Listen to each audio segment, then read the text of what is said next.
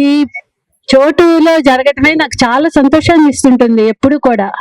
ఎందుకంటే గోడలు లేవు దీనికి, ఎక్కడ ఓపెన్ ఏరియా. మన మనసులకు కూడా అలా గోడలు పెట్టుకోకూడదు. ఈ కులాలు అవి ఇవి అనే గోడలు పెట్టుకోవటంలో ఒక నేరోగా అయిపోతూ ఉంటుంటాం. ఇలా బ్రాడర్ గా మన మైండ్ కూడా బ్రాడర్ గా ఆలోచించటానికి ఈ కార్యక్రమానికి ఇది చాలా చక్కటిది అనుకుంటుంటాను నేను ఎప్పుడు కూడా. ఇందిరా పార్క్ స్థలం అది. కానీ ఎప్పుడు చూసే దాంట్లోనే ఎప్పుడు ఇక్కడ ఈ కుల నిర్మూలన సంఘం కార్యక్రమాలు జరుగుతూ ఉన్నప్పుడే పక్కన పద్మశాలి సంఘంది కూడా జరుగుతూ ఉంటుంటుంది ఎవ్రీ ఇయర్. మెయిన్ గేట్ దగ్గర అన్ని కూడా అవే చూస్తూ ఉంటాం. అసలు ఎంత విచిత్రమా అనిపిస్తుంటుంది. ఒక పక్క కుల నిర్మూలన సంఘమి, ఒక పక్క కుల సంఘాలవి, అన్ని కార్యక్రమాలు ఒకే పార్క్ లో ఒకే చోట చేసుకుంటూనే ఉంటున్నాం. ఇది మన డెమోక్రసీ. మనకందరికీ రైట్ ఉంది. ఏ కార్యక్రమం అయినా ఏదైనా ఇష్ట ప్రకారం చేసుకోవటానికి రైట్ ఉంది. ఈ రోజు ఈ పుస్తకం రాసిన రచయిత్రి హేమలలిత గారు కూడా ఈ కాన్స్టిట్యూషన్ గురించి, మనకున్న రైట్స్ గురించి, వాటి గురించి డిస్కస్ చేశారు. ఈ రైట్స్ ఏంటి అసలు? వీటిల్లో చాప్టర్ 3 ఫండమెంటల్ రైట్స్ అని కొన్ని పెట్టుకున్నాం, ప్రియాంబుల్లోనే రాసుకున్నాం. కాన్స్టిట్యూషన్ లో ఏంటి? ఈక్వాలిటీ, లిబర్టీ, ఫ్రెటర్నిటీ, గొప్ప గొప్ప ఐడియల్స్. ఆ కాన్స్టిట్యూషన్ అది బేసిక్ డాక్యుమెంట్. మన అందరి ప్రజలకి కూడా మన రైట్స్ ని నిర్ధారించేది, మన హక్కుల కోసం మనం పోరాడవలసింది ఆ డాక్యుమెంట్. దాంట్లో ఈక్వాలిటీ అని చెప్పి అనుకున్నాం. మనుషులందరం ఈక్వలేనా అని చెప్పి పుట్టినప్పుడు మామూలుగానే అందరం పుడుతూ ఉన్నాం. కానీ తర్వాత తెలుస్తూ వస్తున్నాయి ఆ తేడాలు ఏంటి, ఆ తారతమ్యాలు ఏంటి, ఎక్కడి నుంచి వస్తున్నాయి ఈ తారతమ్యాలు? కులం వల్ల వస్తున్నాయా, ఒక జెండర్ వల్ల వస్తున్నాయా, ఏంటి, ఎక్కడి నుంచి ఆ డిఫరెన్సెస్ వస్తున్నాయి అన్నది ఆలోచించుకుంటూ ఉంటే చాలా కష్టం అనిపిస్తూ ఉంటుంటుంది. లిబర్టీ ఆఫ్ థాట్, ఎక్స్ప్రెషన్ అవి అనుకున్నాం. మనకి ఇష్టమైన వ్యక్తిని మ్యారేజ్ చేసుకునే హక్కు మనకి ఉన్నదా? లేదు అని చెప్పి చాలా మంది అంటున్నారు.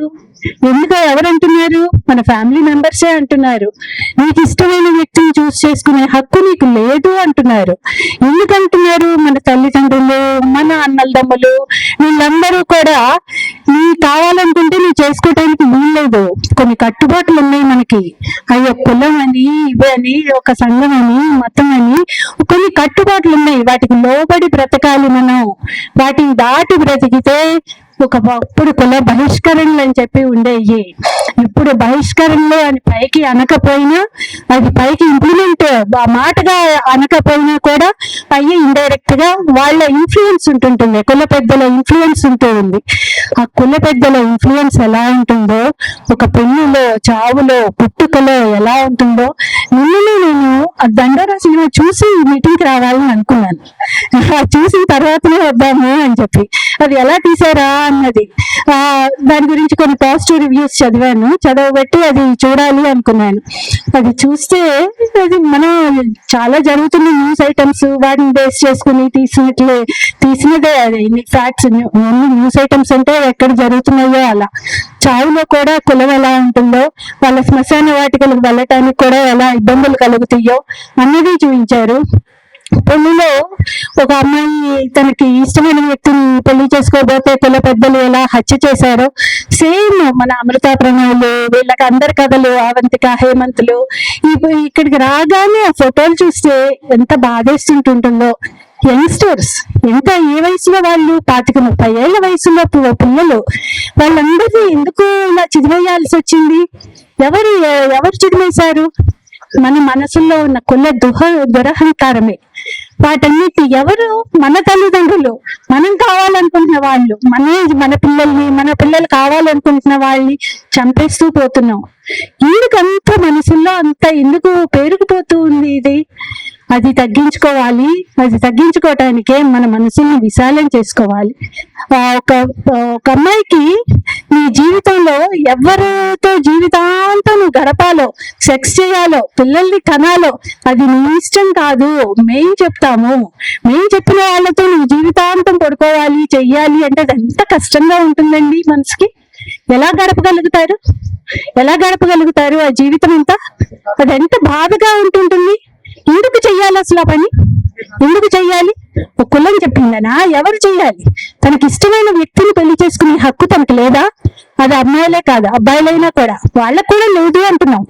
వాళ్ళకు కూడా లేదు అని చెప్పే ఆ హక్కు నీకు లేదు. నేను చెప్పిన వాళ్ళనే నువ్వు చేసుకోవాలి, నేను చెప్పిన వాళ్ళతోటే మీరు పిల్లల్ని కనాలి. అప్పుడు మాత్రమే మనది ఒక సరైన పద్ధతిలో వెళ్తుంటుంది సమాజం అంటున్నాం. కానీ సరైన పద్ధతి సమాజానికి సరైన పద్ధతి కాదు. ఇది మన ఫండమెంటల్ రైట్స్ కి వ్యతిరేకం. మన కాన్స్టిట్యూషన్ చెప్తుందే అది. You are having a right to choose your partner అంటూ ఉంది. కానీ వాటికి ఎంతవరకు విలువిస్తున్నావు? కాన్స్టిట్యూషన్ ని పక్కన పడేస్తున్నాం. దీన్ని ఒక్క కాగితాలకే పరిమితం చేసాం. దీన్ని నిజానికి ఇంప్లిమెంట్ చేయటం అంటే ఎలా? మన మనసుల్లో, ఆలోచనల్లో మార్పు రావాలి. ఇందాక సంజయ్ గారు అన్నారు, స్త్రీల మీద హింస ఆమె అంటం కాదు, జరుగుతుంది ప్రతిరోజు, ప్రతి కుటుంబంలో చూస్తూనే ఉంటున్నాం. కుటుంబంలో జరిగే హింస కోసం పోరాడి డొమెస్టిక్ వైలెన్స్ యాక్ట్ తెచ్చుకున్నాం. మన స్త్రీలు బయట జరిగే హింస కంటే కుటుంబాల్లో ఇంకా ఎక్కువ హింస జరుగుతుంది. వాళ్ళ మీద ఎక్కువ అన్యాయాలు జరుగుతూ ఉన్నాయి. దానికోసమే డొమెస్టిక్ వైలెన్స్ యాక్ట్ అని చెప్పి తెచ్చుకున్నాం. ఇంకా బయట జరిగే హింస కోసం, బయట వర్కింగ్ ప్లేస్ లో హింస కోసం sexual harassment at working place act అవన్నీ కూడా తెచ్చుకున్నాం. కానీ వీటితో ఇంప్లిమెంట్ చెయ్యాలి అంటే యంత్రాంగం లేదు అంటున్నారు. ప్రతి ఇంట్లోకి వెళ్ళి ఒక యంత్రాంగం వచ్చి చూసి నువ్వు స్త్రీల మీద హింస చెయ్యకూడదు అని చెప్పి చూసే యంత్రాంగం ఎంత సాధ్యమవుతుంది? ఎవరికైనా ఎలా సాధ్యమవుతుంది? ప్రతి ఇంట్లో దూరి జరుగుతుందా హింస, అది జరగకుండా ఆపాలి అంటే ఎలా, ఏం చెయ్యాలి అన్నది. అది ఆగాలి అంటే అది మన మనస్సులో మార్పు రావాలి, మన ఆలోచనల్లో మార్పు రావాలి. అది రానంత వరకు హింసకి జరుగుతూనే ఉంటాయి. అయినా కానీ అందుకని వదిలేద్దామా అంటే వదిలేయటానికి వీల్లేదు. అందుకని నామమాత్రంగా యంత్రాంగాలు ఉన్నాయి. యంత్రాంగాలు అంటే ఉన్నాయి, నామమాత్రంగా అయినా కొంతవరకు ఉన్నాయి. వాటి ద్వారా అయినా వాళ్ళకి విని రక్షణలు అవి కల్పించడానికి ప్రయత్నం చేస్తూ ఉన్నారు, ప్రొటెక్షన్ ఆఫీసర్స్ ని అని చెప్పి పెట్టి. అయినా కానీ ఆ యంత్రాంగాల కంటే అసలైన మార్పు రావాలి అంటే మన మనస్తత్వాల్లో రావాలి మార్పు, మన ఆలోచనల్లో రావాలి మార్పు, మన మనసుల్ని విశాలం చేసుకోవాలి. అవి చేసుకుంటే తప్పితే చాలా చాలా కష్టం, మనుగడ సాగించటమే కష్టమైపోతూ ఉంటుంది. ఒక ఇంట్లో బంధించి కొడితే ఎలా తయారవుతుందో పిల్లి అయినా పులిలాగా అలా ఉంది ఇప్పుడు ప్రస్తుతం పరిస్థితి. అన్ని రకాలుగా బంధించేసి ఉండి చేస్తూ ఉంటున్నారు కాబట్టి తిరగబడుతున్నారు.